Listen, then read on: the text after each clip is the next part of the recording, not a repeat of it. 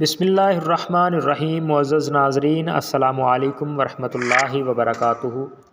Bayazid Bastami بڑے اولیاء اللہ میں سے تھے۔ ان کا انتقال ہوا تو کسی نے خواب میں ان کو دیکھ کر پوچھا کہ حضرت اللہ تعالیٰ نے آپ کے ساتھ کیا معاملہ فرمایا؟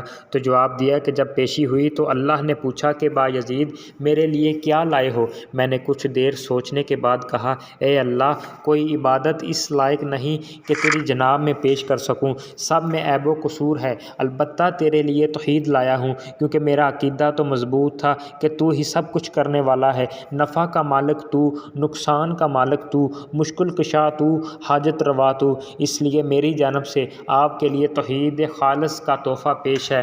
فرماتے ہیں کہ اللہ نے فرمایا کہ اچھا توحید لائے ہو، ذرا وہ دودھ کی رات والا قصہ یاد کرو، کیا یاد نہیں کہ تم نے کیا کہا تھا کہ دودھ نے پیٹ میں درد کر دیا تو میں نے لا علمی ظاہر کی، تو اللہ نے خود یاد دہانی فرمائی اور کہا کہ اقرا، تم نے دودھ پیا تھا، پھر تمہارے پیٹ میں درد ہو گیا تو تم نے کہا تھا کہ دودھ نے پیٹ میں درد کر دیا ہے، بتاؤ درد میں پیدا کرتا ہوں یا دودھ پیدا کرتا ہے؟ کیا یہی تمہاری توحید ہے جس کو تم میرے دربار میں پیش کرنا چاہتے ہو؟ اس میں تو شرک کی آمیزش ہے۔ حضرت بایزید رحمۃ اللہ علیہ فرماتے ہیں کہ میں نے کہا کہ اے اللہ، میرے پاس تو کچھ نہیں، نہ کوئی عمل و نیکی، نہ ایمان و توحید جو تیرے شایان شان ہو، اس لیے محض تیرے فضل سے معاف فرما دے۔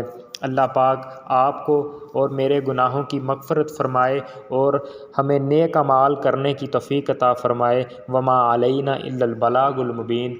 شکریہ۔